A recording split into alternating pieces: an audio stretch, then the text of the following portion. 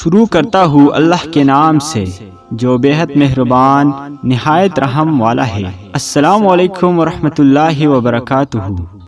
بسم اللہ کی فضیلت۔ تفسیر ابن ابی حاتم میں ہے کہ عثمان بن عفان رضی اللہ عنہ نے رسول اللہ صلی اللہ علیہ وسلم سے بسم اللہ کی نسبت سوال کیا۔ آپ صلی اللہ علیہ وسلم نے فرمایا یہ اللہ تعالیٰ کا نام ہے۔ اللہ تعالیٰ کے بڑے ناموں اور اس میں اس قدر نزدیک ہے جیسے آنکھ کی سیاہی اور سفیدی میں۔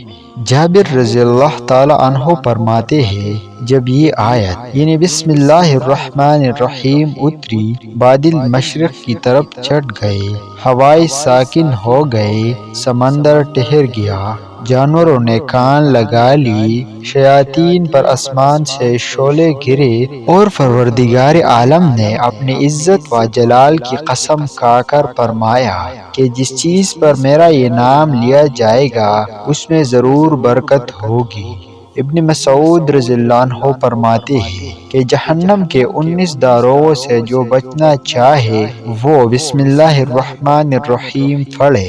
اس کے بھی 19 حروف ہے، ہر حرف ہر فرشتے سے بچاؤ بن جائے گا۔